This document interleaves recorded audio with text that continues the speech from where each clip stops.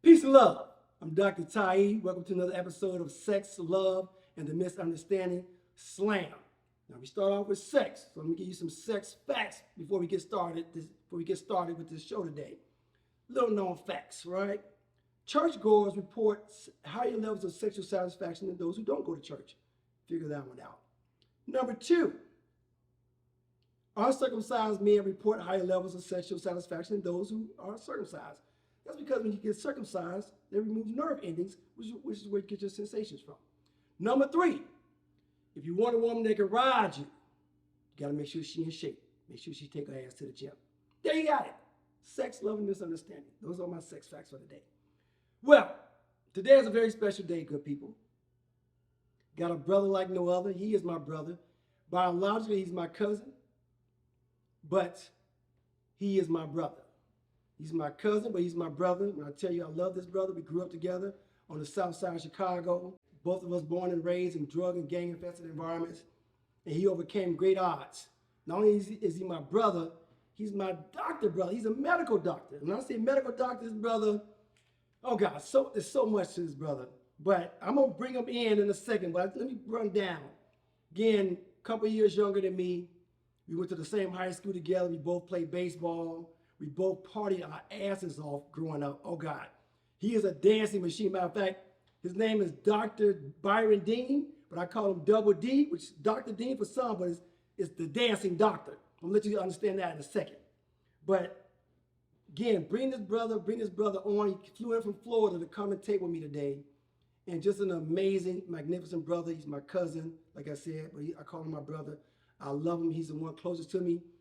At my funeral, my eulogy, him and Rick gonna be side by side performing my eulogy. Just how close we are. So he don't know I'm about to do this, but I'm gonna bring him in. I'm gonna bring him in special. Remember, I called him the dancing doctor, right? I don't think y'all ready for this. Come on in, cuz.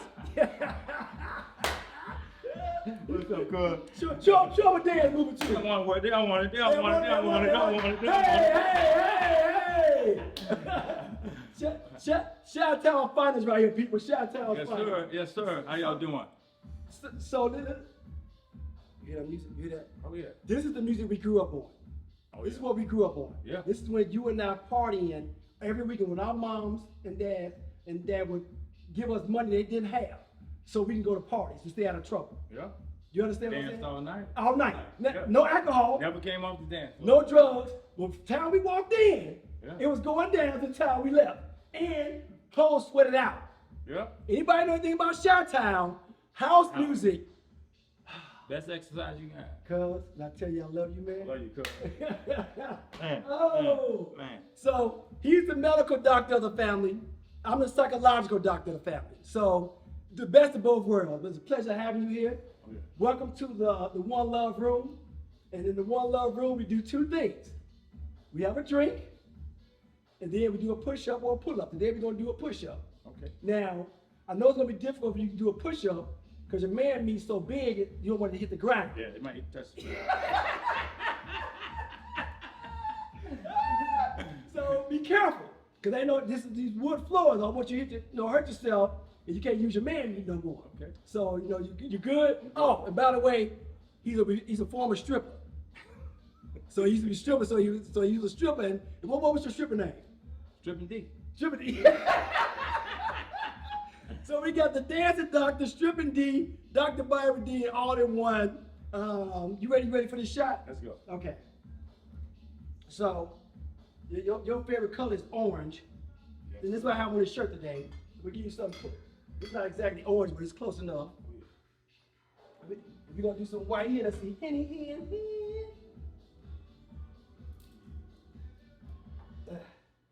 Yeah, get that for me. Now, my hands are extra oily.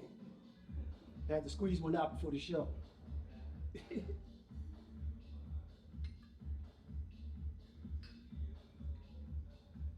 gotta make sure you get more because you are a consumer of all things beverage.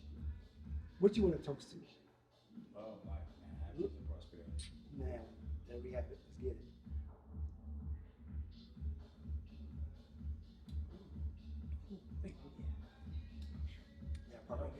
You good? Good. You need 2 or 3 or 4? Okay. You man me good? Good, he's growing now. All right, so now it's time to do this 1 push-up. I'm gonna show you how this go. Now, it's difficult, so you gotta pay attention. All right?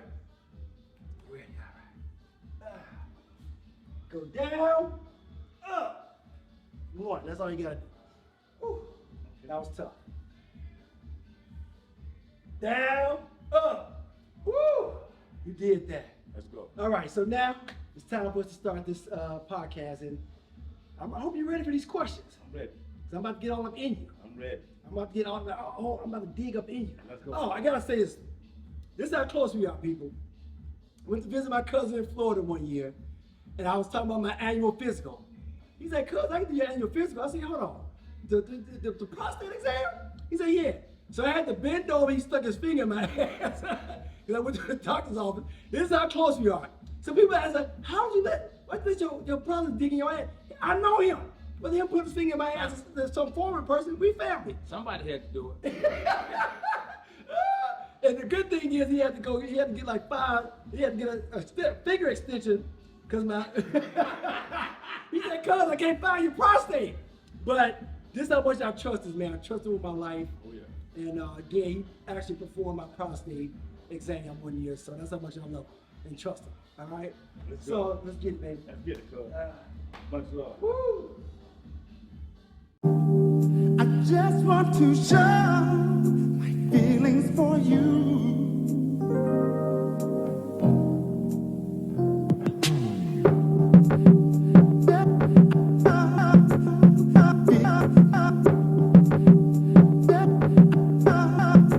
Yo, so we have to start this pool game. Cuz, I love you. My brother, I love you. I'm about to beat your ass in this game. Now we done took a shot. We done took a shot or 2, so I'm feeling a little Likewise. I'm feeling a little right. Woo-wee. Okay, so I'm gonna go ahead and break. Dear God. Let's go, baby. All right, let's go. Let's go. Let's go. Let's go. Let's go. Let's go. Woo, go ahead with your nasty. Come on with your nasty. Come on with your nasty. Woo!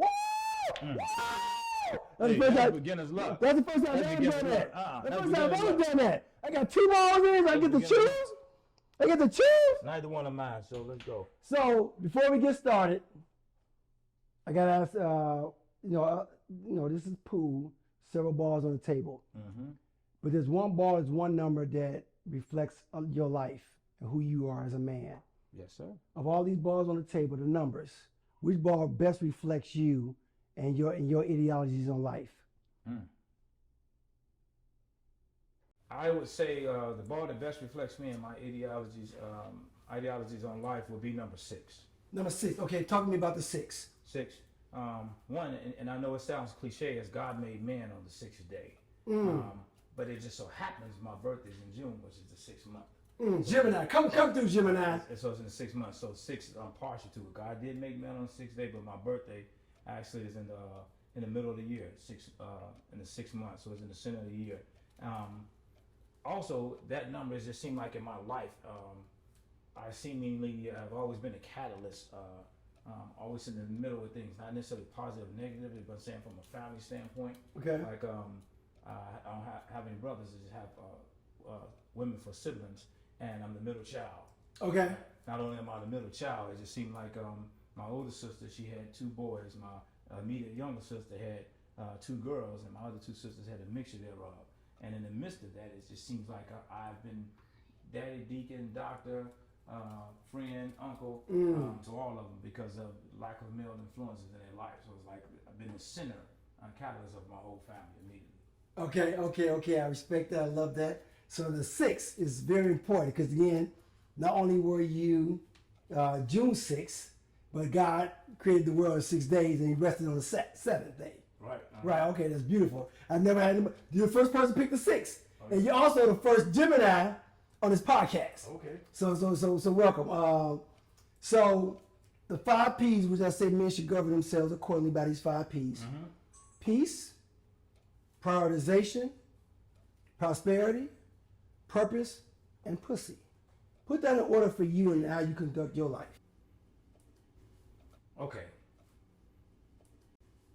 Me, 5 P's. I like those P's. They're very interesting. My first P will be purpose. Purpose, okay. Purpose. And the reason I say purpose, my purpose establishes me. It helps me establish the foundation of who I am, being who I am, and my path in life from a purpose standpoint. Without a purpose, obviously, I have no guidance, no direction. It helps establish my moral and ethics about how I govern myself overall. So purpose is the most important of that. My next one will be prioritization. I say prioritization because I have to prioritize the things. My life is so chaotic at times. I have to reprioritize things on a daily basis to make sure I stay on focus to fulfill my purpose. Okay. The next one in that will be peace. I think peace will be the next one. Peace. Very important. I think I didn't have it in that arrangement before, but I think peace at this time in my life is very important. After purpose, prioritization, then peace. I have to have a certain level of peace because it is so chaotic that I can continue to focus and maintain myself, I should say, my inner being. The next one will be prosperity and then pussy. You brothers couldn't put this P-U-S-S-Y last. Oh dear God. But before we get indulge that, I want to invite somebody into the show now because he's getting ready to leave out in a second. But T2, which is a response, which is the exact he because of the P-U-S-S-Y, that's why he's here. Right. So y'all show some love for T2. Come here, T2. This is my son. My nephew. Let's go, baby. Y'all show some love for T2. My nephew. Show Uncle Dean some love. Yeah. Hi. So I'm going to interview him later, but just wanted y'all to see his little face because he's getting ready to head out with his mama. Hey, I love you. I thank God for you always. Okay. All right, you love me too? Yes. How you know? Because you're very good at talking in the show. Okay, talking show. Okay. Well, I love you. Go to your mommy and I'll talk to you later, okay? Okay. Be good, big boy. Be good. Be careful.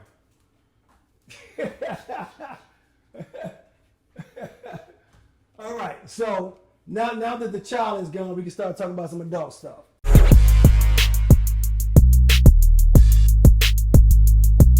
So I love what you said about purpose.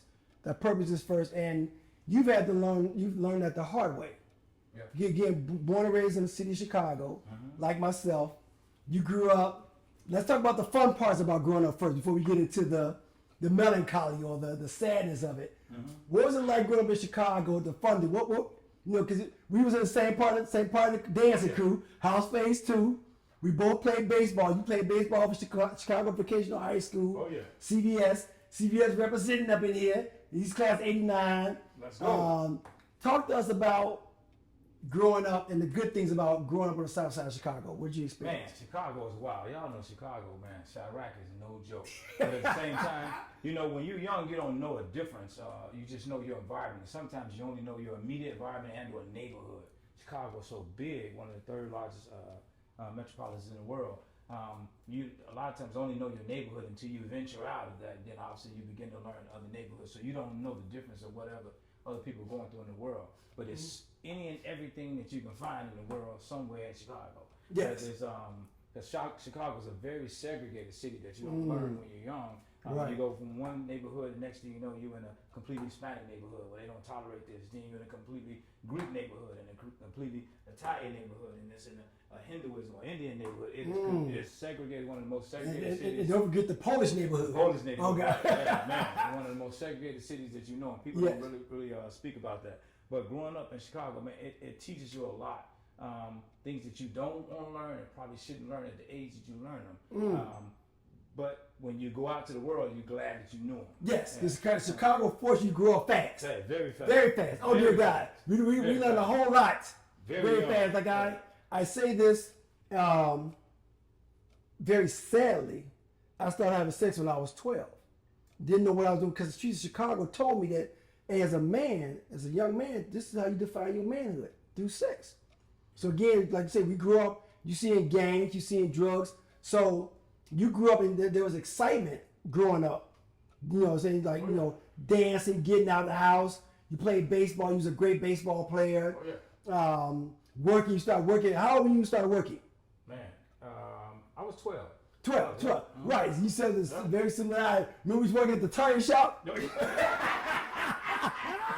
we had go to job. Man, Yeah. So at the tire shop, our job was to stack tires. There's about 1,000 damn tires in here. This man, I think he just wanted us to have a job. Oh, slave labor. Never stay, right? He's like, y'all go over there and stack them there. There's 1,000 damn tires, but that's what we did. You know what I'm saying? I worked at Wendy's. You worked at, what was the fast food place? Fred and Jack's. Fred and Jack's. I mean, Fred and Jack's. Man, Fred and Jack's was classic. Come through there, get them gyros and the fries. But, so growing up in Chicago, what was the evils of Chicago? You got to call your shot because I want no problems. I got a purple ball in the corner pocket. Okay. Woo! It's the whole damn ball. That's good. That's that shot. That's that shot. Man, the evils of growing up in Chicago, Okay. sometimes it's the same things that you enjoy. You just don't realize that they're not good for you when you're growing up in Chicago. Okay. Sex, drugs, the illegal activity. Remember when we were younger, they had a curfew. You had, if you were under 14, you had to be in when the street lights on. You know, but obviously growing up in neighborhoods, we didn't respect that and or abide by it. But then being exposed to pimping, hustling, drug selling, prostitution, things like that people glorified. You didn't know at the age you were that it shouldn't have been glorified. It should have been shunned or taught you should have learned about it in a different perspective. And you begin to glorify certain things that you don't know that you're glorifying, and then you begin to try to live like what you see glorified. Bishop Don Juan and all those things, Right. that slick talking, you know what I'm saying, bitches and pussy and money and things like that. No one's talking about finance and education on a regular basis, you know what I'm saying, unless you're in the house. And those are some of the evils that when you get in the streets of Chicago, well, that's all you see, everybody hustling for a dime and a nickel. Yeah, that part. So what's funny, you grew up on the GD side of Chicago. Yes, I Gangster side. I grew up on the Blackstone side of Chicago. Yep. So I want people to understand how many damn hand representation they have for gangs. This is a gang. That was a gang. That was a gang. That was a gang. That was a gang. Every little thing. The head to the right was a gang. Head to the left was a gang. Earring in the left ear was a gang. Earring to the right was an opposing gang. And that's why I have both my ears pierced, because again, I want to be neutral, even though I was raised in a Blackstone neighborhood. And it was funny, like I tell people all the time, you can tell what people were raised in Chicago as far as the gang environment based on how they wear their hat. Yep. Every time you have on a hat, your hat is cocked to the right. Yep. Automatically. Mine is cocked to the left. Because left represented the Blackstone and the Vice Lords, to the right represented the Gangster Disciples. Now, neither one of us are in the gang, Right. but the way you wear your hat, like, I can't fathom wearing my hat to the right. It just it seems Don't awkward. feel right. Yeah, it don't feel right because the way you grew up, it don't feel right. Right. Yeah. It was always cocked to the left. So yeah, Chicago, and now we go to the next phase of this. You left Chicago and you went to the military early in age. Yes, sir. So how did and you were in? I forgot to call that. Oh, you good. I'll chastise you later. You were actually in a war. You was in Desert Storm. Oh yeah. So, did Chicago prepare you for Desert Storm, or was Desert Storm being actually in the war? You won medals in the war. Yeah. Did Chicago prepare you for war, or war was like nothing you've ever seen before? You know what? Actually, to digress slightly, I wouldn't have been in the motherfucking war if it wasn't for you. You never went in the war. Oh, you gotta explain that. How that force you go to war? So let me tell you, this is the story, right? Okay. Obviously, my cousin's a couple years older than me, and because we didn't have, I grew up in a single parent home. Yes. Obviously, Louis's dad, my uncle, was there, at times with his mom, and me, you know what I'm saying, looking at my cousin, you know what I'm saying, as as a springboard, like you said, we dance, we sing, every time we got a job, things like this, and so me following in his footsteps, so to speak, he called me up one day, said, he going to Air Force. He was older than me, so he finished school before I did. I'm like, whoa, let me digress slightly. So me and him started at the same high school. Yes. So I'm glad to go to the same high school my cousin go to, my sister go to. I'm like, yeah, we're going to party, man, we're going to have a good time. All this Chicago vacation is the biggest high school in Chicago. Yes. The biggest high school. I'm talking about my freshman class was 1,600 people. Yes. You know what I'm saying? So it's the biggest high school. Right, and mine is over 1,800. That's how big it is. It look like a military base in Yes. Chicago. So I'm in school with my big cuz. Come year 2, he leaving. Where you going, cuz? Where you going? He unbeknown to his own mother, disenrolled from the high school we were in and enrolled in the business high school downtown Chicago. Jones Commercial. I'm like, Lord, I'm losing my cuz. Man, after my sophomore year. But anyway, in the midst of that, he finished school before me, and he's always, kept tabs of this is what I'm doing, cuz this is what I'm doing. He taught me up like, man, I'm going to the Air Force. He put me on, hey, Illinois. So you don't know those things. So obviously growing up in a single family home, we didn't have much money, we didn't have things like this. But he was like, hey, Illinois has what they call a Illinois Veterans Grant. And the Illinois Veterans Grant, if you should happen to enroll in the military, they will pay 80% of your college tuition when you go to college. Facts. So it encouraged me to like, okay, when I mind you, we knew nothing about college because nobody in our family went to college. Yeah, right. Nobody in our family. Right. Nobody. That's the whole thing about the ills of Chicago. You so used to seeing drug addicts and all this other stuff, and everybody doing things, but nobody was in school. Nobody was talking about finance. Nobody was talking about the next level in life when you take care of yourself. So him going to the Air Force encouraged me when it was my time to graduate. Like, man, what am I going to do? Didn't have no money. Mom didn't have any money. It was sad. It was life. Everybody has a story to tell. Yes. It's just a difference in the environment you grew up in. So I'm not going to say my story is different, better, and or worse. But me following his footsteps, saying, man, I'm going to join the military. My stupid self went down to the military base instead of joining the reserves like I thought I would join. I joined active duty Army, military, trying to follow him. So that's how I ended up in the military. So to answer his question, I walked out of Chicago as an 18-year-old and walked right into Iraq. Wow. Because I wasn't familiar with what was going on in world news and world events. I don't even think it was brewing at that time about something would happen. Right after I joined the military, within 8 months I was in Iraq. I mean, bullets down 8 months range, later. 8 months later, bullets down range, 18, scared, don't know what to do. All of a sudden, with the military training that we have, but the streets of Chicago prepared me from some of the chaotic and the lifestyle type things that will go on because all of the violence and stuff we were exposed to as kids. It's a different type of violence when you're fighting someone in a different country and you're somewhere and you don't know if you're coming home or not. Wow. That's the difference in it. Like I said, when I was saying it's a little both. Right. But yeah, it was wild. So you were, I remember you telling me that you actually witnessed a man next to you dying. He was in a tank. Yes. And I guess one of the missiles came through the tank. So you actually saw somebody die right next to you. Right. Yeah. Oh dear God. What was that like? So when we was fighting, we was taking over what they call Jalabad Airfield, because we was fighting Iraqis. So we was coming over a burn, sand dome, because we was out in the sand. It's a desert fight, actually in Saudi Arabia. And as we were coming over, we began to fire out on Jalabad Airfield. And from the right flank, we started taking on fire from our right flank. And when we was taking on fire, the vehicle that we were in was hit. And it was called a heat round. I was in a A1 Bradley, M1 Bradley. Okay. You can look up M1 Bradley. So it's a military carrying vehicle, a light infantry vehicle. And the heat round went through one side of the vehicle, through the motor, through my friend, and straight out the other side. Damn. Vehicle came to immediate halt, because he died instantly. In that. So just seeing that and having that experience, man. My roommate got his foot blown off, leg amputated later, things like that. A lot of my fellow soldiers that was immediately right there with me got injured in the midst of that fire. Okay. Firefight. So you didn't, when you went over there, you didn't have your Dancing D T-shirt on because came outside of and let them know who you are because you a superhero. You could that didn't matter over there. I couldn't dance my way out of there. I tried to. That's it. They were like, you ain't going, you going your ass to the war. I'm serious. Yeah. Listen to me. What happens when you don't know the military, you don't know what you don't know. But as a conscientious objector, conscientious objector, when you're saying you have religious beliefs and stuff, you don't believe in war. Back in the day, they used to work. They won't send you to war because you feel like you won't kill anyone. You know what I'm saying? Look at some of the movies.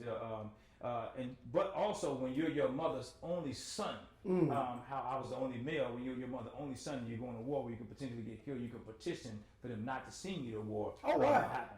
When you think about Saving Private Ryan, the whole movie was about his brothers that got killed, and he went to get Private Ryan because all of his brothers got killed, so he can come out to war because all the male factors in his family that got killed. One of the premises of the movie, and because I was the only male factor in my family, I thought I wouldn't have to go. I was exempt from war. Shit. That didn't work. No dancing worked. None of that worked. Oh, man. Get your ass on the plane. Right, that lets you know you in a tank and you being fired upon and that. Right. Shoot, move, and communicate, baby. But you shoot, move, and communicate. Shoot, move, and communicate. I like the Charlie word. 315. Shout out. I like that word communicate because we're going to talk about that later because everything about relationships is about active communication. So now you're in the military, you went honors in the military. Now you get out. First of all, you got married you were married in the military. Yeah. Okay. 18 so, years there. Right. So now the mindset, and people don't understand this about the military. Let me break this down for people. In the military, because we're so lonely, we have no family, no loved ones near us, you tend to gravitate towards any woman that will give you a hug. And this, you're married. Now in the streets, you may not even marry this woman. And in the streets of Chicago, but because you're in the military, you just want somebody who's going to let you know it's going to be okay. That you can come home to. Now, all of a sudden, she's the desire of your heart because you're in the military, and that's all you have to turn to. So now you get out and you decide, I want to be a medical doctor. Was that something that just came to you while you were in the military, or this happened later on? Man, no, crazy thing is, what happens is when we were in the war, right? We went through a lot of things as far as that. Like you said, I had gotten married at the age of 18, coming out of the war. I had met my then girlfriend when I first went to my military base. Okay. Next thing you know, months after meeting her, I'm in the war, so I barely knew her. She barely knew me within months. But we so-called love like each other in a sense. Then next thing you know, I found out she was deployed and she was actually in the war. Tell us what deploy means. What Deployment actually when you're when you're a military soldier and they actually deploy you, actually ship you off and ship you over to another country or somewhere in the city for duty or specific duties that take place. So I was put on deployment. Okay. And later on, I found out that she was being deployed to the war. Okay. And in the midst of that, and so when we was actually in the war, I ran across her one. She was an admin person, and so she was the person that was in charge of updating people life insurances, dog tags, things like that. Anything that had to do with administrative to make sure the soldiers were who they were, and they had every benefit that was assigned to them. And so they went around in different pockets of the war, her company. And when they got to my unit in my battalion, I actually saw her in the war. And we was dating and things like that. 5 days after the war, literally 5 days after I returned home, and I'm not even gonna talk about that because not a fucking soul was there for me when I returned. 5 days after. What I mean by that, when you return from a war has some war. Certain situations in life have a way of imprinting upon you, good, bad, and indifferent, depending on that particular situation. Like a woman. Like a woman. Yes. Right. Imprinting upon you. Yes. Tragic things like rape and homicide, suicide, things like that, and war.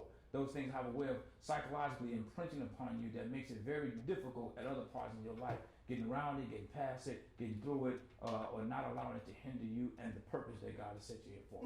But, yeah. So now you end up going to medical school. You went to SIU. I was in grad school. Salute, baby. Salute to SIU, baby. That's Southern Illinois University. So you end up going. Then you went to medical school in Iowa. Yeah. It's your shot. Medical school in Iowa. So you become a medical doctor, and for example, if people look at your at your scrubs, you're saying, "Whoa, that was a sexy shot." You keep saying I forget the count, but I'm gonna let you give it a few more times. So on your scrubs it says DO. Explain to people what is the DO. DO is a doctor of osteopathic medicine. Osteopathic medicine been around. The med school I went to was in 1800s. It started in 1800s. There's always been two schools of medicine. It was just regular medical doctor. The other school of medicine came out of, caring for the whole body, mind, body, soul, not just disease process. And that's exactly how it initiated. Actually, the school of chiropractic came out of osteopathic medicine. Basically, there's a perception that if the body's placed in its natural state, that it has an innate ability to heal itself. When it's placed in a natural position in which God has it, and you're doing all the right things, eating right, taking care of yourself, decreasing your stress level and things of that nature. It has a natural ability to heal itself. So osteopathy is actually when you're doing manipulative therapy as far as alignment, body alignment, as far as lymphatic flow, blood flow, and not allowing those things to flow and not be hindered. The body has an ability to naturally heal itself, and all the nutrients and materials, minerals and things like that, and get into the right place. Okay, that's so deep and sexy. You're so cute when you go get on medical. You go medical, you're so cute. So you have several specialties, from injecting Botox and fillers to being a family practitioner. But I want to talk about this stint that you had being an OBGYN. You've seen more pussies. You've seen more pussies than most men ever dream about. And I remember you telling me it ain't all glory. It's some bad stuff that used to come off. I remember you telling me a bucket, you had to put a bucket out because it was so much bacteria, whatever, that was pussing out the woman's vagina. So you've seen some stuff. Oh yeah. So you seeing all that.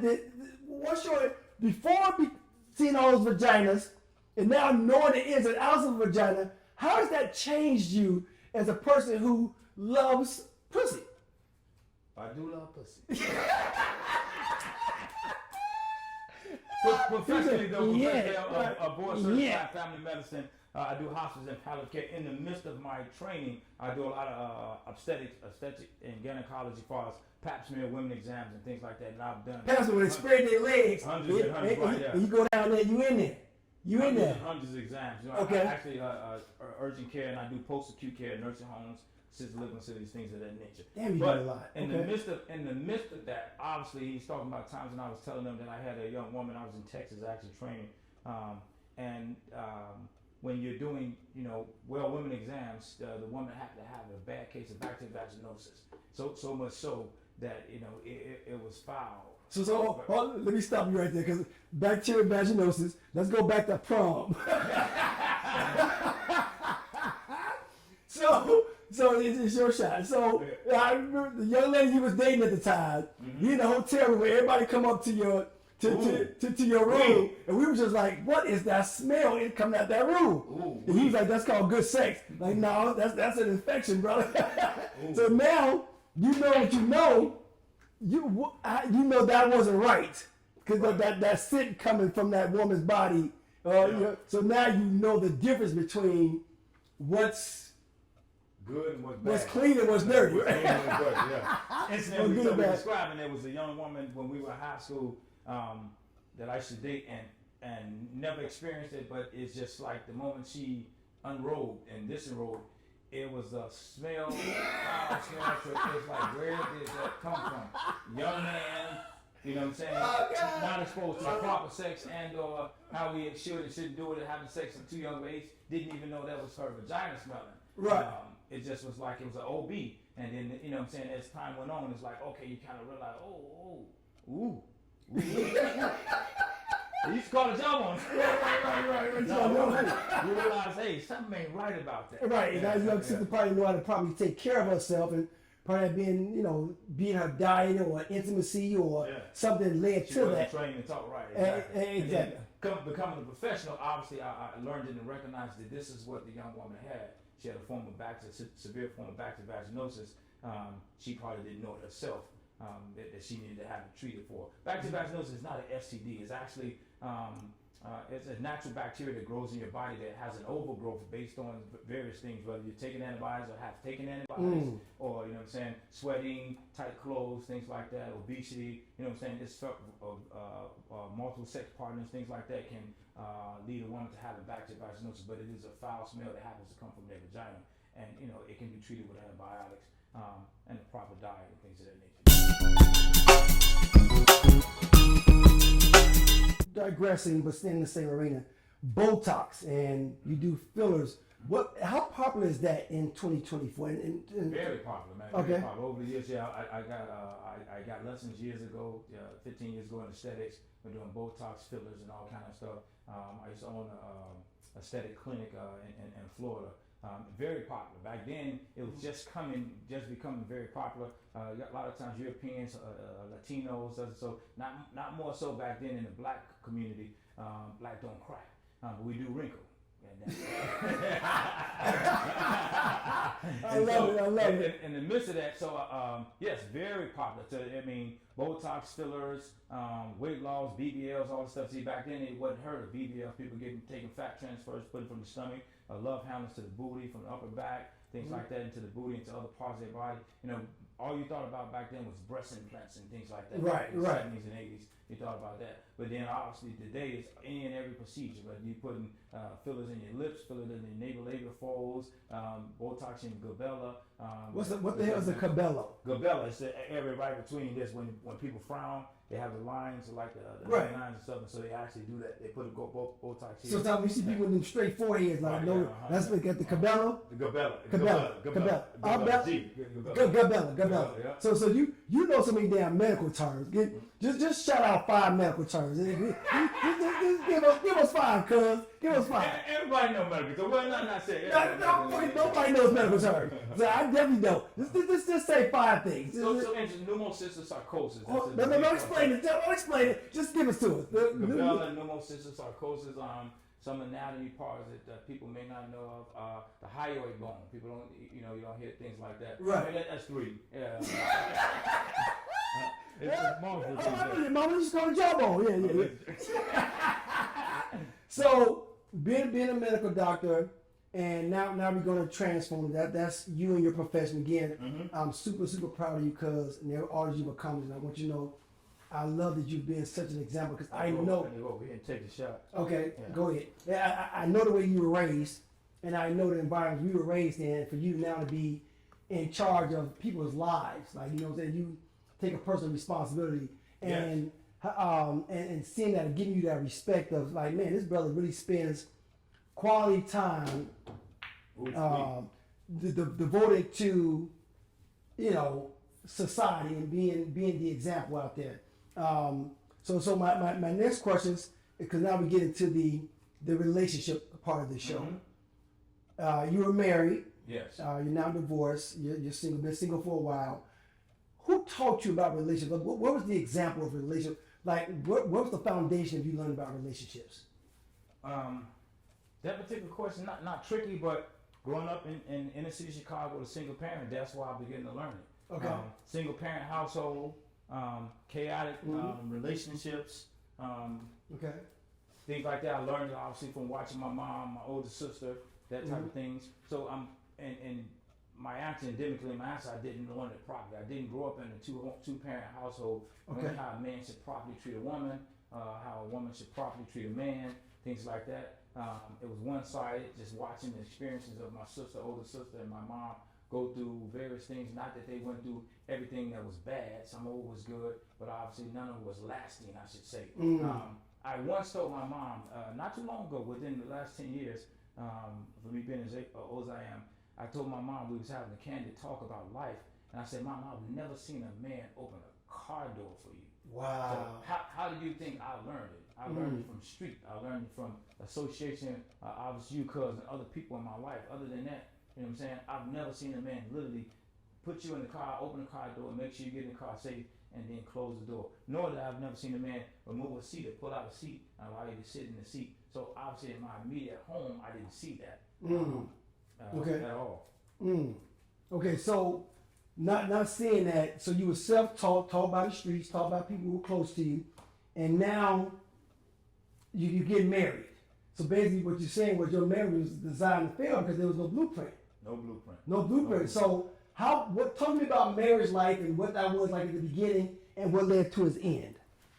Marriage life, man, I got married at 18. Fresh out of the military, 5 days from the war. I had never been in a wedding. We went to the Justice of Peace. We had BDUs on. I do. I think it was infatuation, love for the most part, security and safety. We were there for each other at the most trying times of our life. Wasn't that it was bad, nor that she was bad. We grew and began to grow, but we were kids. Kids.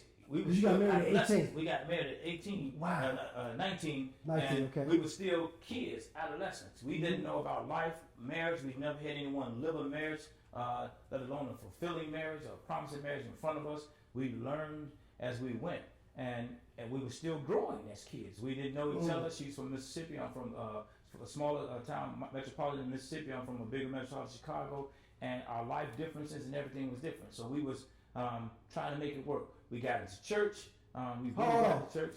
When I tell you he got in the church, he got in the church. So in grad school, and he was there getting ready to go to medical school, I stayed with him for about a month or two. because he stayed off campus housing before I got my place. Working on your PhD. Yes, and they were so religious. I couldn't watch Martin. He was like, no Martin, no nothing. But again, it wasn't a sanctified thing, but it was like, no, certain things we don't watch in the house. And I was like, I respect that, and that's how religious you had grown to be, based off, again, not knowing. And you had went to war, so it's like now the connection was, and this is something that's misleading in our community, is the church. You get sucked into the church, and we talk about sucked into the church, and you think, oh, I gotta walk like this, I gotta do this, do that, and not knowing that's not what's right. You see what I'm saying? Yes. But it made sense at the time. Right. So talk to us about that. Take the limited perspective on life. Obviously, when I was saying certain situations that happens in your life imprint upon you via negative or positively when it comes to being in a war at such a young age and experience the things that I've experienced. Okay. It was one of those things like, man, it gave me a different perspective on life, but I didn't have any humor. I didn't laugh. I was always serious. Things of that nature. We got into church. We took church serious. And the church we got in, the women couldn't wear pants. They couldn't do this. They couldn't do this. And we began to abide by those things. But in the midst of deep prayer, you couldn't go to the picture show. They called, they called the picture show before I was born, but you couldn't go to the movies. You couldn't do this. You couldn't watch certain things on the TV. And we began to live that way. And it just seemed like it just didn't seem right, or something just didn't mold or fit with us. And we had to begin to seek things by just work out your own soul salvation with fear and trembling, and we had to begin to do that. We were following a certain doctrine that wasn't necessarily teaching us about how to live right for God in the sense of trying to doctrinate us into what they believe and how they believe, and if we did anything different, it was religion, not spirituality. So you becoming more religious based off their sect of religion and their understanding of life, but it had nothing to do with your connection with God. Exactly. Okay. Right. Some of those things. I remember when I was in Iowa in med school, I was going to a church. I belonged to Apostolic Church Bible Way. I started going to a church, God in Christ. And when I told them I was going to another, I used to go to Bible Way, all of a sudden they began to look at me like I was crazy because I was, in essence, I'm not saved because I wasn't baptized in the name of Father, Son, and the Holy Ghost, supposed to be baptized in the name of Jesus. Things like that. I'm not gonna get into the religious stuff. Right. It was horrible to experience something like that, as I didn't know God. And you were young, you were a baby. Because I wasn't baptized right. And it's like, when you talk about somebody doing something like that, that's one of the most serious, significant, sincere things you'll do in life, to go get baptized and give your life to God. Now you have people who you look at and revere spiritually telling you that you're not saved and you ain't got it the way you're supposed to have it because you didn't do it this way. And you know what I'm saying? It's very confusing as a young person. Wow. So you graduated from that phase of your life, and you begin to you got a divorce. You had children.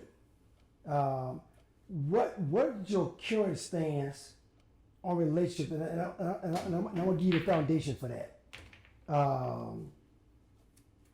Women today, I would argue. I was just talking to my sister yesterday, Gugu. And she said the problem with women today is that they're lazy. She said you get a good man who takes care, who provides, who protects, who preserves the woman. And mind you, there's a few of us out here, because again, a lot of men ain't doing what they're supposed to be doing. We get that. We get that, right? But you get a brother like yourself who got his head on right. Again, you have flaws. You're human, and you're a Gemini, so Lord knows you got two sides of it. But that damn equation. So you get the mindset. So now in the current relationship, you meet a woman. Do you find today's relationships are easier or more stressful than they were back in the day when you were younger? And what's the difference? Well, let me rephrase that. What's the difference between relationships in the past and relationships now? Do you see where women are different, men are different, everything is the same? What are your thoughts? Man, okay, my thoughts about relationships from now perspective, modern perspective, back then it was easier. Back then the expectations, they wasn't lessened, but they wasn't as scrupulous and strenuous than today. Yes. The social media, the limelight, the bling, the this, that, and so, you see it all the time. If you ain't got this, you ain't got that, a woman don't even want to give you a name. The point is, meaning she don't want to know you as a man. She don't want to know you as a human. She want to know what you can do for her immediately. She wants a fan, not a man. Right. She wants okay. to. Right. Okay. And not saying that men don't do it as well. Women with the big booties and that's what we're looking at times. And I say, you know what I'm saying, overall, it's one of those things, society has changed significantly in our perspective on relationship about, and our perspective on relationships, that we're growing up on a tube or via YouTube, via Snapchat and things like that. Instagram, and this is how Facebook, this is how people are learning their ethics and morals now. They're not learning it in the church because the church has a place for us. They're not learning them at home no more. They're learning them from TV. Yeah, and social media. From social media. Yes. And then, you know what I'm saying, and how that curves or shaping your perspective is how you begin to go about your daily life when it comes to relationship. And it's horrible. It's horrible. So you being single out here dating now, what do you find is the biggest asset? Like, what do you like most about dating now? And then talk about what you like least about dating. Well, first of all, what do you like most about dating now? What's the excitement of being? First of all, you're a medical doctor, so you're the creme de la creme, brother. So women know automatically he got money, because women are attracted to two things off the rip: money and power. So you represent both in your profession. Yeah. So you walk into the average place with your scrubs on, you good. You said, you good. You said you one of the very few professions outside of a football player or construction with the hat on. Like we look at you, we know exactly what you do. You say it's like ding ding. So how do you conduct yourself? Do you find that because first of all, I know you because I love you and you're my brother and you're a freak. You nasty. You said some things. You're like, damn, you can do that with a woman. Oh, yeah. You find that you have more freedom now, based off who you are, what you represent, and women will say, "Oh, sure, I'll do whatever you ask of me," and them being authentic or non-authentic. Like, how does that transfer in your head when you meet women? Do it's like you got it? Do you feel like you get more respect based off who you are, or less respect? Man, that's a trick one. Just listen to when you're talking about women being authentically themselves. If they're not authentically themselves, I can interpret what they say to me and do for me and provide for me as a level of respect, but then it's not authentic. You know what I'm saying? To them. So I don't know if I can look at it as respect when it comes to that. But it is easier when you bring something to the table where they know who you are. When they meet you, you know what I'm saying? Now all of a sudden you got a variety of people want to know you. Opposed to when they don't know who you are, don't know what you do, because they're chasing certain things that they shouldn't be. Right. And then when a woman's not authentically herself, as me and you was talking before, she may provide this for you and provide that for you, but at some point in time, she's going to revert back to being who she is, right. But she's going to begin to reveal to you that she's not for you. She's not, because she's not who she presented herself as initially. My dad taught me something a long time ago. Tell me what you think about this. He said, never let a woman fool you into believing that she's not number one. She wants to be number one in your life, and she's number one in her life. So I said, Dad, as a kid, that would make sense to me. I'm like, two number ones for her? Where do I come? He said, yeah, you're always number two in her world. What are your thoughts on that? Do you feel like you met that woman like, you know what, Dr. Dean, whatever you like, I'm here to serve you. I'll give you an example. I was dating her. I'll give you an example of that. I'm dating this woman who was East Indian years ago, right? Dating this woman, and we know how she had made me a bath water and had made me dinner. And it was weird to me. It was foreign to me. And I said, what are you doing? She says, my job is to serve you. I want to serve you. And I was foreign. I was like, you want to serve me? She said, but that's culturally what she was accustomed to. You see what I'm saying? Yeah. She saw her mother serving her father, but she also saw her father taking care of her mother and the family. Right. So have you ran across that unicorn, that woman says, I'm just here to serve you, to take care of you? Has that happened? No, I hadn't ran across it. I hadn't ran across it. I ran across a couple of women in my life that just by meeting them and knowing them, that I felt like they were marriage material. I think there's only two women I've known my whole life. Her character, attributes, her essence spoke about her being wife material. Not that she was polished or not polished, but things that were rooted in her made her the perfect person that she could be, that person, type person. And any other woman is like, I met a chameleon. Today they're this color, tomorrow they're that color. And it came out, And I'm not saying I haven't made mistakes myself in life. I have, we all have. But I'm talking about meeting women who, when they're genuine themselves, is like, you know what I'm saying? It's interesting. Do you give the woman an opportunity to be genuine? And what I mean by that, a lot of times we get into relationships and we rush. I instantly think this woman's supposed to know me and she's supposed to get me. And again, just like no different in your job, you have to learn your profession. It took you years to get where you are. Now you have a different understanding perspective of what you do versus when you first came in. Yes. And I feel like a lot of times with black men, we rush in thinking this woman should know us, and she don't know you from a speck of dirt on the ground. Right. So do you feel like are you patient? Because that's one of the issues with Gemini men. You're not the most patient individuals. You like, hey, what's happening? Why aren't you? Do you feel like you're patient with women? To answer that question, I feel like I have been patient with women. I think my patience is wearing thin overall. Self-disclaimer in the sense, like I said, I'm not perfect myself, but when it comes to women, when you were talking about them being genuine or them being themselves, it's one of those things that they've learned how to be a woman based on what they see and what they think a man wants from YouTube. But shaking the ass, so I see so many posts, and I'm not down to no one. Yes. But when you look on the social media, and the first thing you see is their backside, they like this to you the whole time. Even though they never say anything in the caption, it's like why?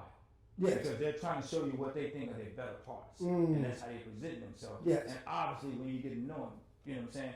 And then if I'm getting to know them, I want the better parts, and then all of a sudden they begin to judge you. But that's what you showed me. That's what you displayed to me. Right. Not that they couldn't be better or trained, but it's like it takes us sometimes, a mature man as well as a mature woman, to begin to let them know this is how life is. We don't have many of us out there anymore. Yeah, because the men we've lost ourselves in meaning we've lost our path as lions. A lot of us in the black community. So the woman who doesn't see the lion, she feels like she has to take the charge. She has to lead, and that's why, for example, social media, because you're not on social media, but on social media, every time I turn on, for example, Instagram, only thing I'm seeing is ass and tits. That's all I'm seeing.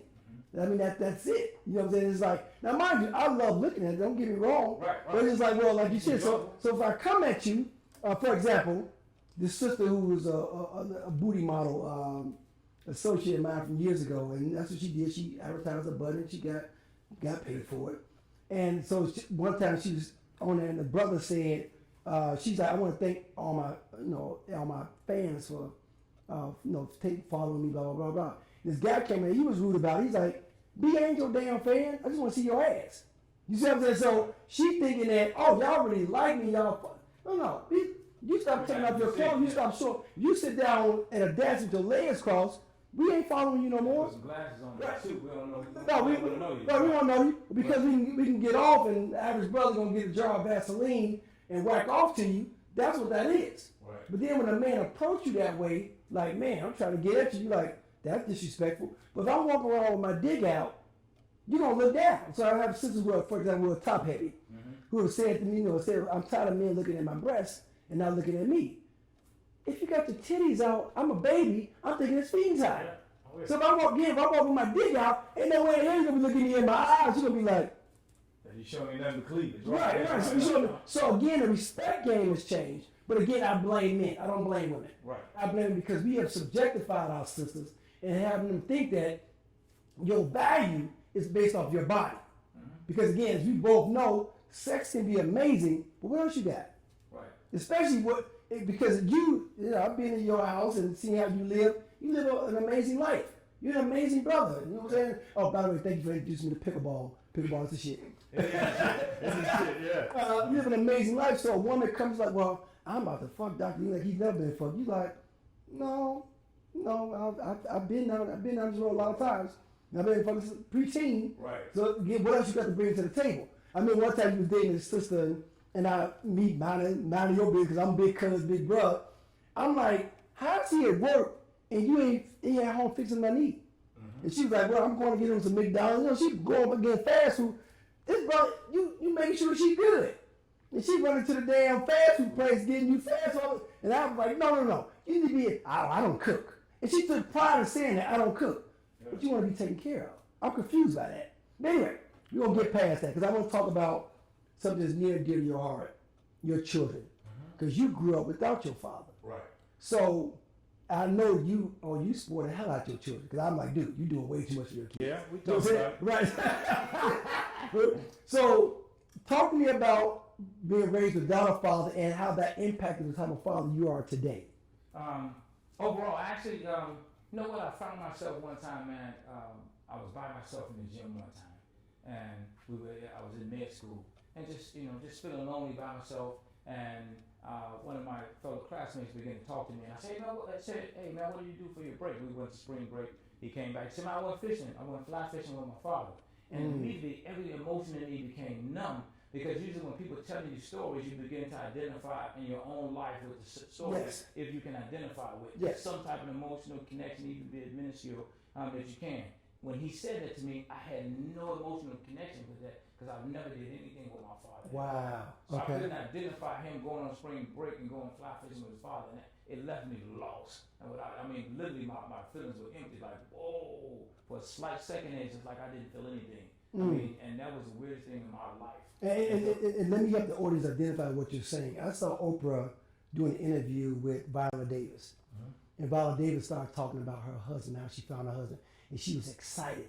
And instantly Oprah went left and was like, talk about your father abusing you. Oprah couldn't relate to Viola Davis and her husband being excited because Oprah ain't never been, she never had that type of excitement from a man.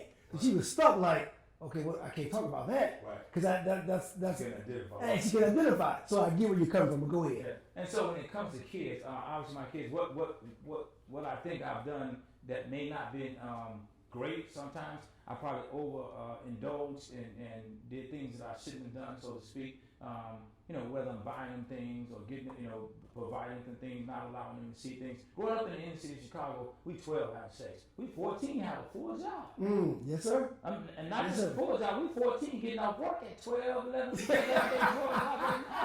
And parents not picking us up. No, we taking the Chicago Transit Authority, Yes. CTA, the L. Yes. And not just the L from anywhere, we're taking the L from South Chicago, those who Chicagoans, South Chicago, you're talking 95, 95th to L. Right. That's a long bus and train Man, ride. then you on 75th, and you going all the way to 75th right off not Hospital, Off but 79, yeah, so you going downtown and you going, yeah. Man, Jones Commercial, when I say you went to school, you from South side of Chicago in the morning, you going all the way downtown Yeah. to Jones Commercial. Right. I mean, that's a hell of a train ride.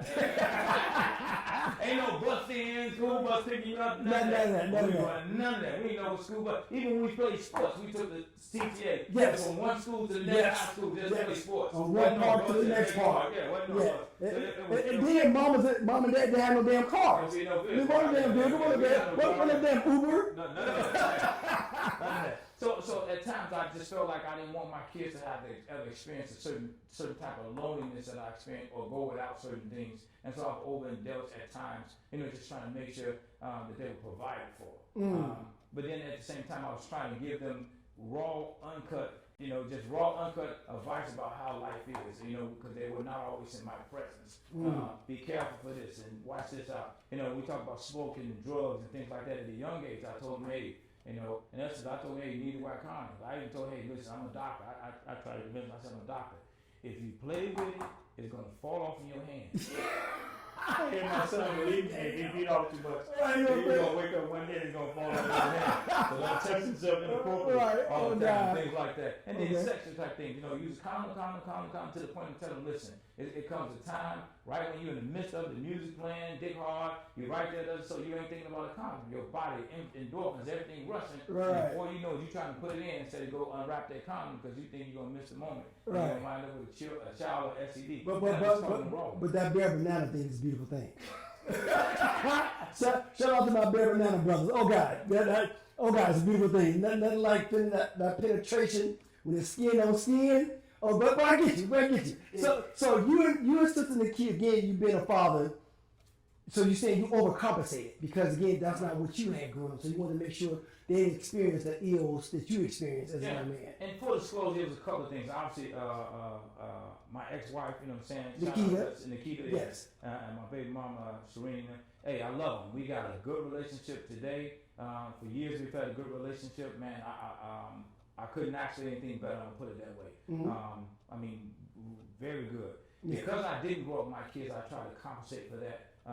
Not growing up in the household because they were with their mom. Right, later on, but initially you was with, especially with Nikita, you was with your two sons and your daughter with her, and then you guys got a divorce. Well, initially with my oldest son, right? Okay, yes, okay. We got a divorce. And then obviously they have a lot of growing pains when they do a single parent home thing, so I always try to be there. Yeah. Because I grew up in a single parent home, I always try to do everything, overcompensate, whether I was still paying child support, still flying in, still buying this, Yes. still paying, they with me, still paying child support. Right. I didn't look at it negatively, I felt like if they were with me on a daily basis, this is something I'll be providing for them. Obviously, you wouldn't be spending that damn much money on your kids. You cut the damn lights off and start that water from dripping and all that. Right, because then we was raised like you was raised just like me. We couldn't go sit in the fucking front room because the plants on the front room. Hey, get your ass out of the front room. Right, yeah. Living room. So, but now your kids go in your front room, living room. Yeah. So you just like me, we probably did our children more of an injustice at certain parts. Enable them because we did so much for them because you like me, we didn't grow up with a whole lot. Right. So now we got Something. some things. You know what I'm saying? Like, hey, have at it. And to the point where you're like, oh no, I'm hindering you. I'm not helping you. Right. So now your children they're doing well, and you got one child who's in the NFL, the National Football League. Oh, yeah. Went to the Super Bowl last year. Remember Philadelphia Eagles. Nakobe Dean is your son, great player for UGA. Oh yeah. You know, all time, and he was ranked the top 50 players of all time, through top 25 of UGA's history. Yeah. You know what I'm saying? Oh, So, top 25. top 25. So you got the son in the NFL. So, brother, you've been Southside Chicago, gang drug investing environment. You've been to wars, medical doctor. Now all these heights. Now you have a son that's in the NFL. You see what I'm saying? Now mind you, 1 out of every 500,000 kids go to the NFL. Whatever the number is, it's ridiculous. But so your son went to the Super Bowl last year. Yeah. How thrilling was that? Especially because Nakobe, my little cousin, from the time he was a child, he had a, what's the boards called when they write everything down? Vision board. Vision board. Oh, yeah. He said, I'm going to go to high school championship, I'm going to college championship, I'm going to the Super Bowl. Oh, yeah. So what was that like for you to experience that? Man, for one, my oldest Nicholas, he played at Ole Miss. He played at Ole Miss. Shout out to Frank. Yeah, he's Ole Miss. He's a Sigma. Yes. He's a Friday. He played at Ole Miss. And obviously, when Nakobe was the second one who was in the NFL, when he was Nicholas was an analyst when Nakobe was at University of Georgia when the University of Georgia won. So having both of them actually get a ring in the midst of all that, dude, it's like, you know, I know it's just unheard of. And Nakobe being him, from a player standpoint, he's always been a smart kid. No one really talked about it in the media. Engineer. He mentioned him mechanical engineer. So me, dad at home, on one side is, you know, people think, man, you're proud. I am proud. But I'm frustrated because I'm like, nobody's talking about his education. Nobody's talking about his academic prowess. So from 6th grade, he's a straight A student all the way through high school. Graduated school, left school early, going to college early, a whole semester early, and everything because of this academic prowess. When we went to see Nick Saban, whether it was Nick Saban, Jimbo Fisher, I mean, you name all the, you know, the head coaches in the SEC, when we went to see him, a lot of them said they'd never recruited a player of his caliber. Wow. Academically, he was more than sound. Athletically, he was more than sound. He came out of high school, best linebacker in the nation, won the Dick Buckers Award. It's funny, I told him. He won it twice, right? And he won it in college. He Yes. won the national champion, Dick Buckers Award. I mean, he's the best linebacker in the nation. Wow. And so, yeah, but I used to be frustrated because I didn't hear him talk about it academically. Because I used to tell him, man, listen, you stay in them books gonna take you a long place, a long way. It's gonna allow you to get in any school. You have a lot of people who have athletically gifted, but when they're trying to get into those big school SEC schools, it doesn't. So their grades are way better. They don't have education, things like this. Okay. He had it all. By the grace of God, God blessed him with that knowledge and skill that he could walk in any school in the university in the USA and play. Wow. That is beautiful. But then going to the NFL, man, oh Lord, it was a blessing. It was a blessing. There's some happy, sad times obviously from a draft standpoint. They thought he was hurt. They thought he needed surgery, so he slipped in the draft, which was none of true. He didn't need surgery. Obviously, he hurt his pec, lifting weights. That was it. Then being in the NFL and going to the Super Bowl, it was amazing. The first year in the league, going to the Super Bowl, you know what I'm saying, having his dreams accomplished, going back to having the vision board. So he's always himself became self-motivated in life. I remember we was little kids. I bought him a basketball goal. Man, he playing basketball all day long, all day, all night. He went to his mom and I left. He said, "Oh, that's the best time I've ever had." You know what I'm saying? Right. It made me feel proud. Just, you know what I'm saying, when I bought him a goal, but he was like, it was the best time he ever had. So I knew he had something in him, not from that, but when you just watch him and you see him how he do things and how he carried himself, he was always aggressive and always a leader, always up front. He's an alpha male. He's an alpha male. if you look at the tape, look at George, look at Nolan Smith talk about him leading the defense. Look at Kirby Smart, people talk about him leading the defense. People who talk about how people respond, and he's an alpha male. Yeah. He's quiet, but when he speaks, we talked about that before. He's the when he Sagittarius. speaks, Yes. listen to what he says Yes. because he's opening up and speaking to you about something that's important. Because he's not open up often. Yeah, you don't open up. So it's a blessing, man, to see him in the NFL playing for the Philadelphia Eagles. I am definitely proud of him. I'm proud of him. I want him to do everything he ever dreamed of. And the only thing in his vision board, obviously, that he didn't accomplish, he wanted to walk across the stage when drafted in the first round and meet Roger Goodell, which was hindered because everybody thought it was in. And that's probably going the way the universe works. That's probably going to be his son that does that. When they bless him. Because again, God gives us what He gives us what we ask for. We put the work in, but it may not be in the order in which we want it. Because we able to see his son walk across that stage, like, wow, it happened. So you have a son, you go to Super Bowl, which is an amazing dream, and especially coming from where we come from. Like now, you're actually sitting in the Super Bowl and seeing your son, and so. But you've been from Chicago, and you're a Bears fan. Oh yeah. How did that play on you? Your son played for the Eagles, but you're a Bears fan. So if the Bears play the Eagles in the Super Bowl this year, who do you root for? I gotta go for the Eagles, man. I love the Bears. Bears have been trying to die. My favorite color is orange. I bleed growing up, but it's like, come on, man. My kids know Bears. My son went to the Eagles. I'm going with the Eagles. Actually, we talked about that before. We did. Yeah, you gotta go with the Eagles. Okay. And I'm going with the Eagles. But it's funny, I told him, I said, me and Dick Buckers went to high school together. He looked at me like crazy. Dick Buckers, 80, he passed away.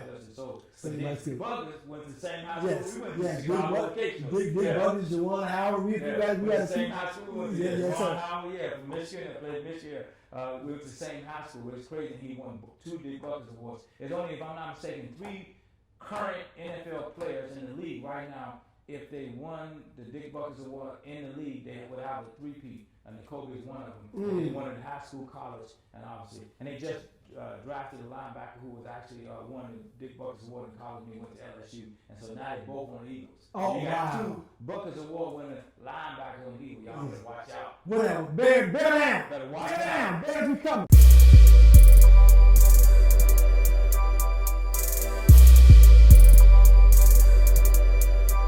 We're going to get ready to close. I got a few more questions I'm going to throw at you, cuz. And shout out again, nephew Nakobe Dean. He's my cousin, but I call him my nephew because he's a youngin'. What advice would you give your 16-year-old self? Right now, if I was 16, financial literacy. The best advice I would give myself if I was 16, financial literacy. Learn how money works. So you going to say eat it before you meet it? I might say taste it a little bit.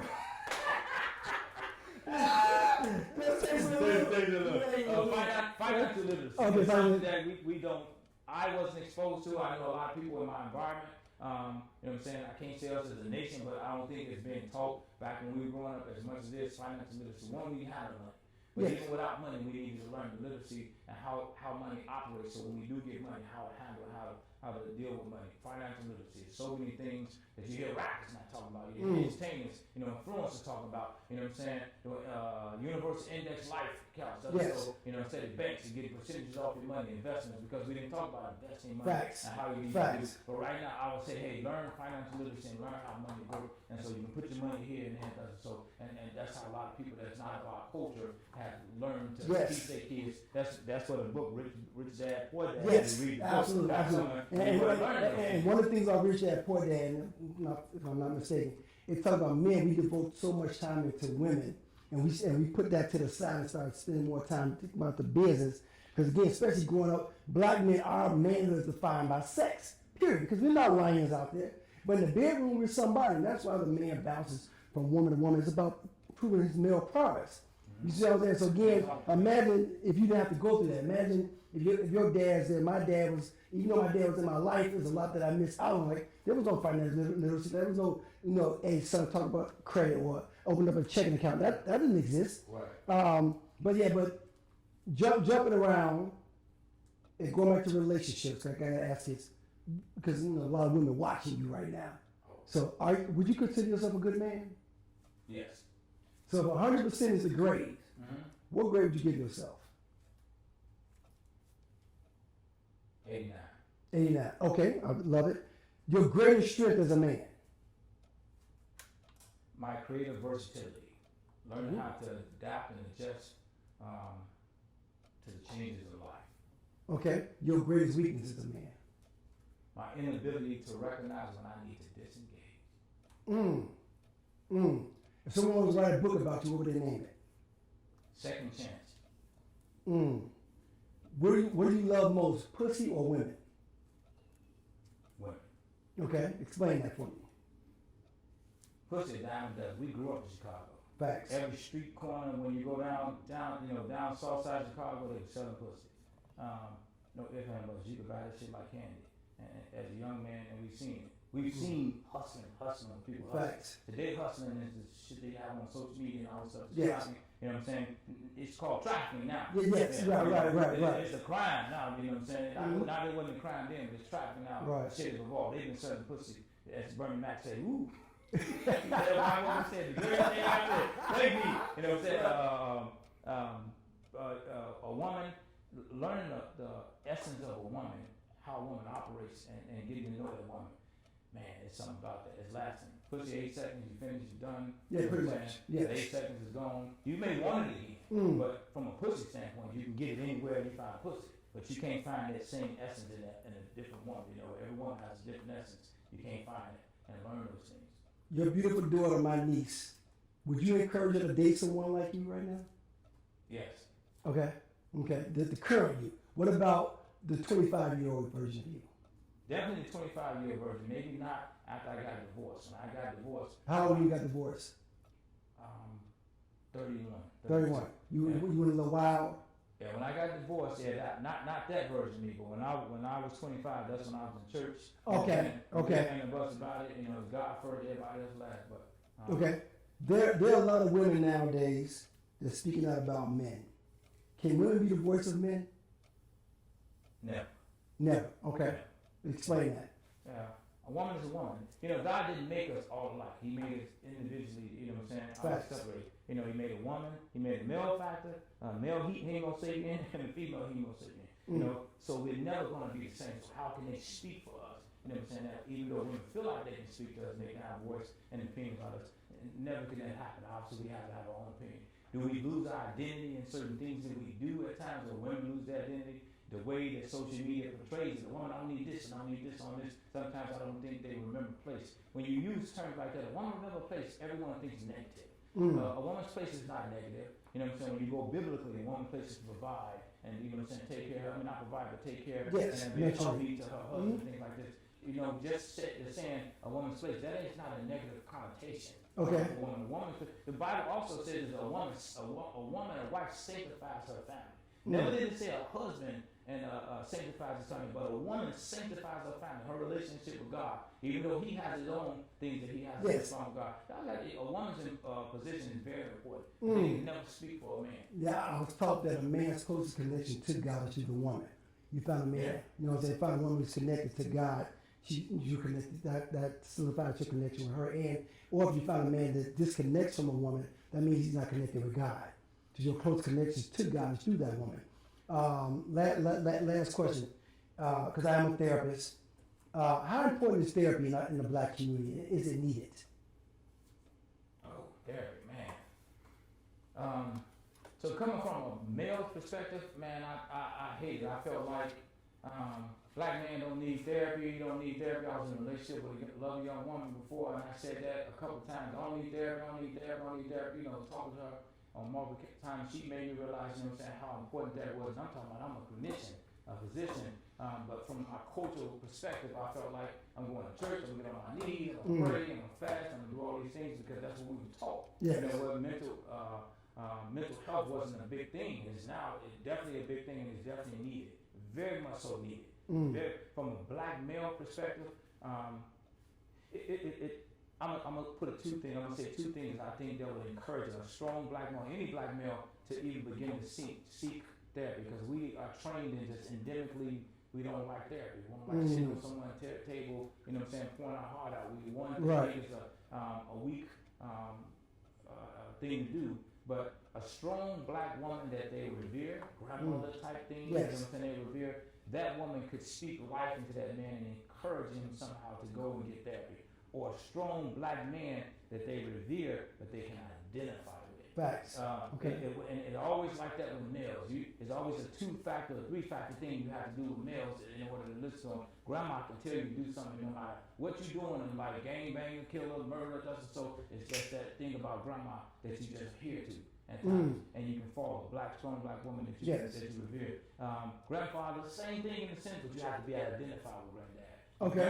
Granddad has to come from the street like you. Well, not Yes. from the street for you to say, I see where you coming from, granddad. But he grew up with a silver spoon in his mouth and telling you some good shit. But even though it's right, you're looking at his life, and if you can't identify that, it's sometimes hard for you to take that advice. I do not know why, but I think therapy is definitely needed.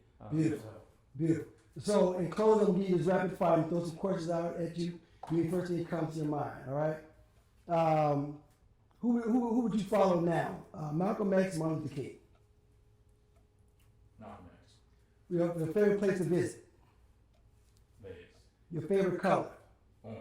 Your favorite football team? Philadelphia. Game seed. Your favorite part of a woman's anatomy?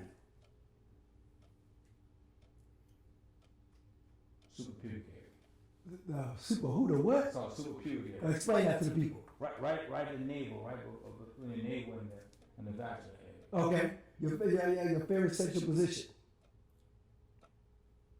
Doggy style. Her finger in your ass, your finger in her ass. My finger.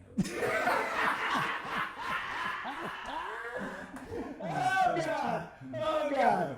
Yo, anything you want to say to me before I let you go again? Because I love you, man. I thank God for you. You know what I'm saying? Being a host, sometimes you don't get the recognition and or accolades that, you know what I'm saying, that you do. But I've seen some of your shows, and yeah, it is like we cousins, we family. When you work on your PhD, you live with me.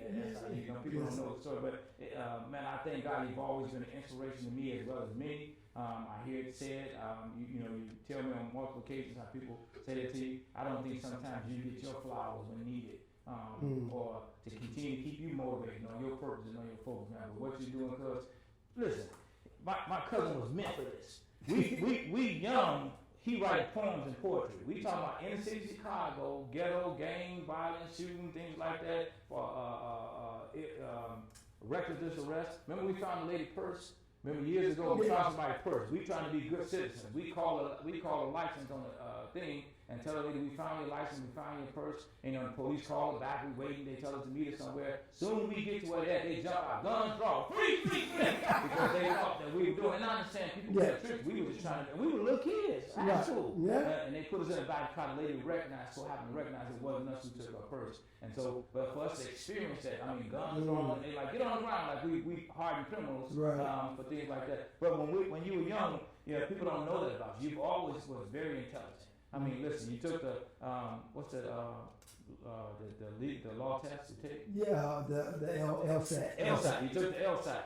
You took the EGD test, DEG test for one of our family members. Just when it said you've always been witty, you've always been smart. I remember when you were young, we was in high school. Before high school, we was in grammar school, elementary school, and you won the poem. When you write the poem, you won awards.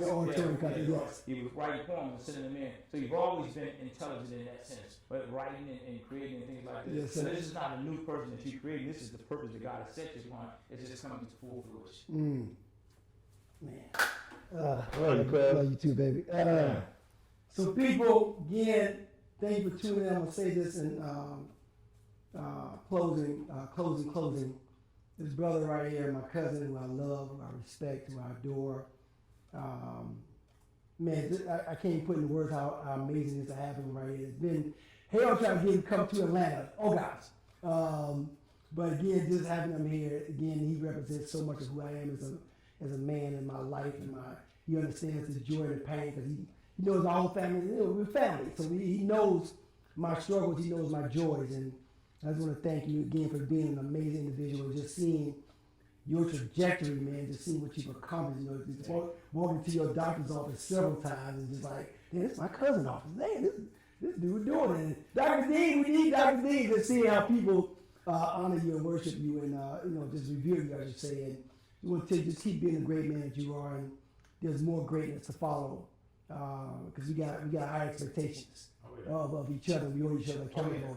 And for my people, I'm going to end you guys with this. Remember this acronym FIGHTER, F-I-T-E-R, fighter compatibility. Look at your mate and discuss these things.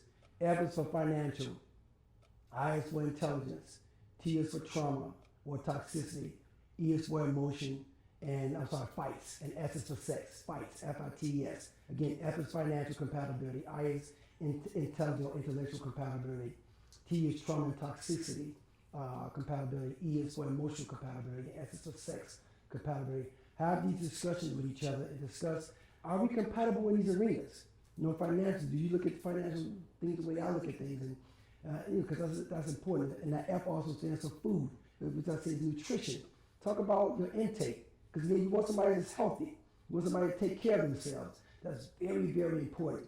But again, that F-I-T-E-S, just remember that, people. Compatibility is everything when talking about relationships. I want to thank you.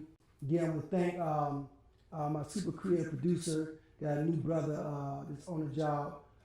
Brother Brandon Stovall doing an excellent job, and this is his first time producing the show. And I just want to thank him for coming aboard, doing what he does. Came in, this brother got some next level equipment up here. I feel like I'm in a James Bond movie, like what?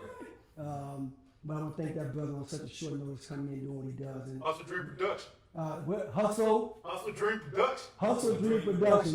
That's that young generation. Everybody got to hustle it. Well, Hustle Dream Production. Make sure y'all look this brother up. He doing his thing. And hey, I'm Dr. Tiy-E, licensed psychosexual therapist. Get at your boy. As always, peace and love. And we out. I just want to show my feelings for you.